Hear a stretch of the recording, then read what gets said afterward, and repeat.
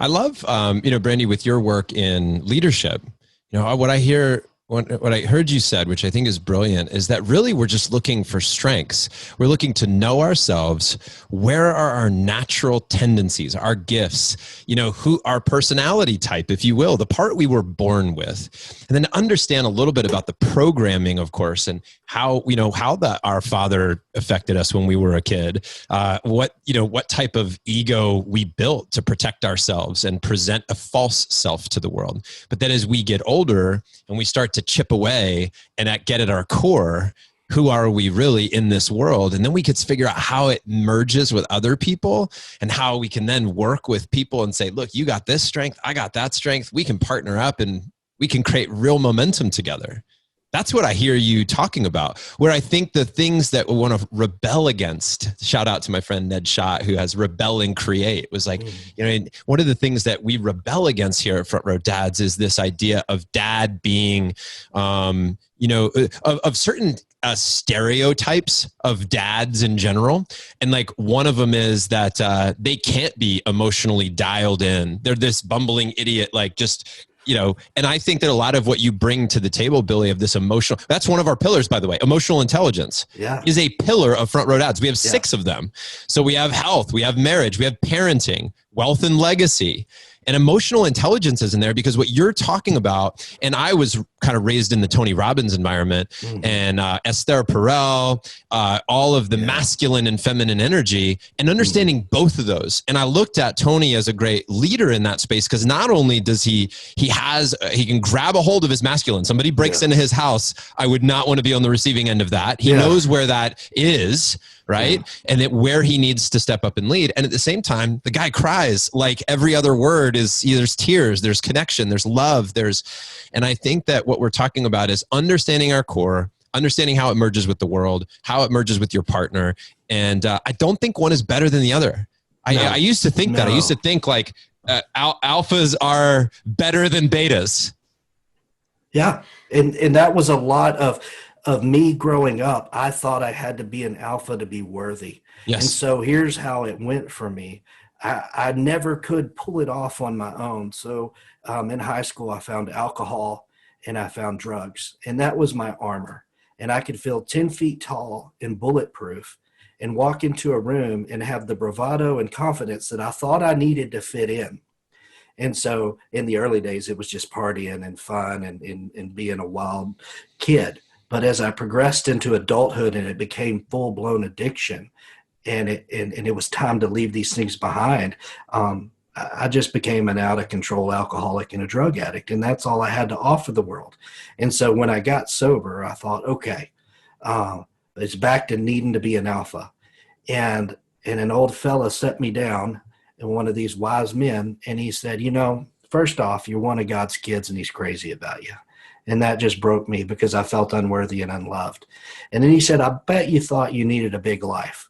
He said, maybe you need to wrap your head around a small life with some small plans and just do what you're put here to do. And then that'll be bigger than anything you can ever imagine.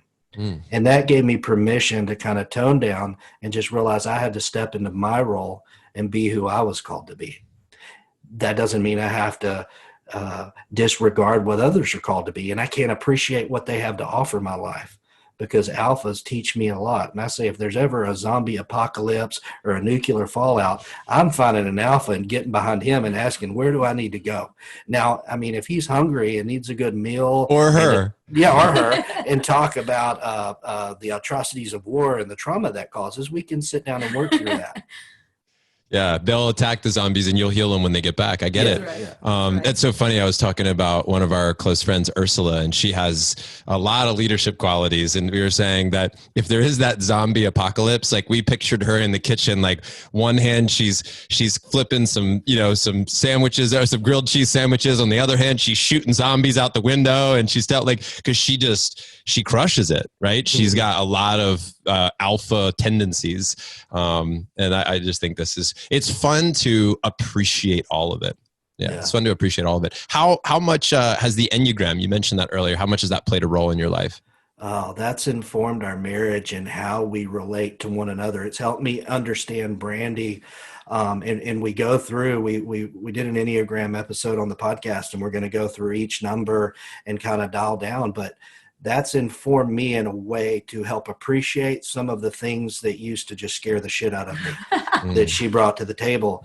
This is the lens through which she sees the world. So she's an Enneagram 7. It helps me understand, and I'm a 9. I'm a feeler.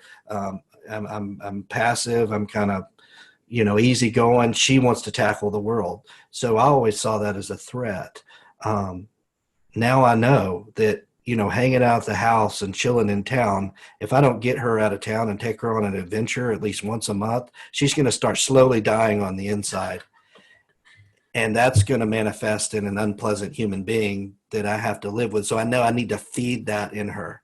And then she knows I like to chill out and rest a lot. Yeah. That's kind of my thing. Yeah. There's nothing wrong with that. When we go on vacations now, I plan him a nap. Like, I know, because I'm going to want to see everything and do everything. But if I don't plan him a nap, he's not going with me. And he knows he's got to go with me on some of these things. I think whatever works for people, the Enneagram worked for us, because I don't like to be typed. Like, you don't know me. Don't put me in a box. You don't know where I'm from. I'm going to take my earrings off and show me, Yeah. But when I did read the Enneagram, again, it goes back to that self-work. What book? The Road Back to You. Ian Cron. Yeah. But we are working with Jackie Coben, who's fantastic, and she's on one of our podcasts, and she'll go a little deeper. And I don't think it matters what you use if the Enneagram works for you. But again, I've always Myers-Briggs, whatever. I think it all comes back to, like you said earlier, when you're a leader in an organization, if you're not self-reflective and you're not willing to say you're sorry and you're not willing to look at yourself, you're not a good business leader. Because if you have employees like I did, I would have people come in my office once a week telling me that I hurt their feelings and that I said something that I shouldn't have said to them. And I was like, God, you guys are one of them was sensitive. I just thought people were sensitive. And when I started to lens it through their eyes of their different personalities and where they were coming from, I had to say, oh, I'm sorry. I didn't mean to say that. I'm sorry. And it wasn't so much of God, these people are so sensitive and needy all the time. It was more like, I see their point of view. I can come off very blunt. I don't beat around the bush, and I forget things as soon as I say them. And so it helped me be able to see other people's point of views and be a more self-reflective leader and hear what people needed from me. What did they need from me at work emotionally?